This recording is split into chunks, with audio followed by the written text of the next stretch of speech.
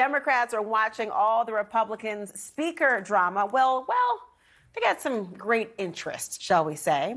Joining me now, Democratic Congressman Khanna of California. Congressman, thank you for joining me this evening. It's nice to see you. Look, I just have to know about what the atmosphere was like today. We were watching, obviously, the vote tallies. We were also seeing on camera different pockets of your own members of your caucus and Democrats who were huddled together, conversing and watching this all unfold.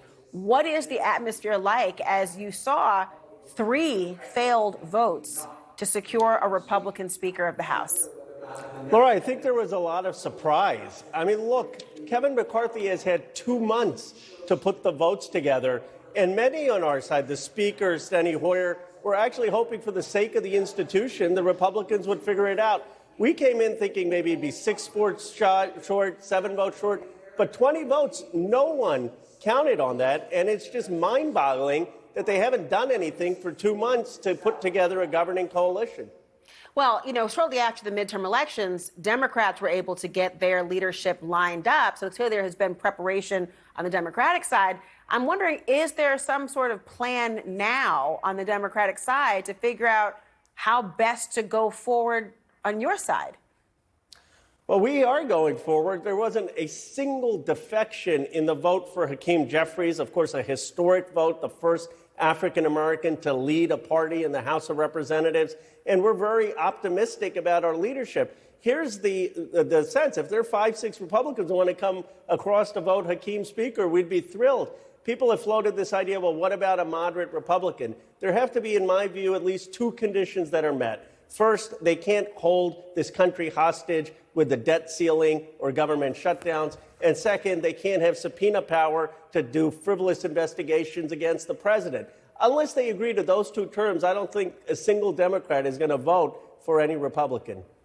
If those, goals have not been met or those conditions not met, is there a person who could embody some of those qualities that you as Democrats might be leaning to support? I think it's premature to talk about specific names. I will say there are people across the aisle who we have worked with and we would work with, people like Brian Fitzpatrick, Mike Gallagher.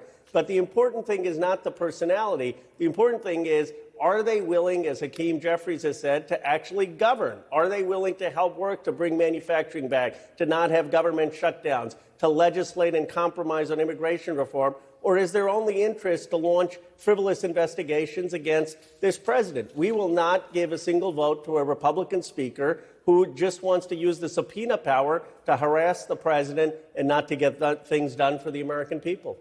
There was an interesting moment today, Congressman, between Congressman Paul Gosar, who voted against McCarthy 3 times, was seen chatting with one of your colleagues, Congresswoman Alexandria Ocasio-Cortez, and given, of course, the fact that he was removed from the committee based on a tweet that he sent out that depicted some violence against her. It's an interesting combination to have this conversation. However, he was asking her today if Democrats were planning to help lower the threshold for McCarthy. And this is according to her spokesperson. She told him there was no plan for that, to try to lower that threshold. Remember, I know we're talking about the magic number being 218, but really it's the majority of those present and voting, whoever can secure that.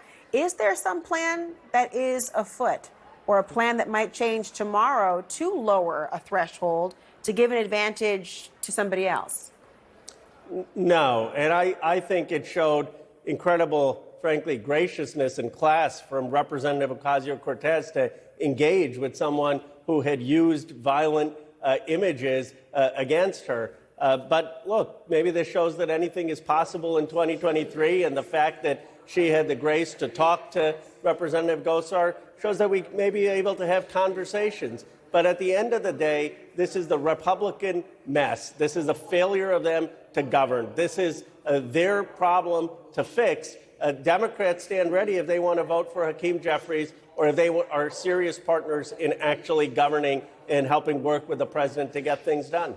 And finally, real quick, I was speaking to Congressman Sessions from Texas earlier in the show today, and he suggested there didn't seem to be a thought that this could go on for round after round after round tomorrow. There wouldn't have been the appetite for a sustained, really Groundhog's Day experience of today. Are you getting a sense that there is waning patience among even Republicans to continue in the quest to have McCarthy as the Speaker?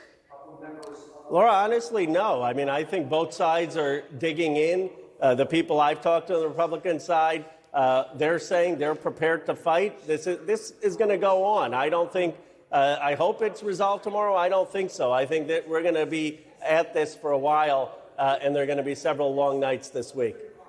Congressman Khanna, I know long nights will be here tomorrow as well. Nice talking to you. Thank you, Laura.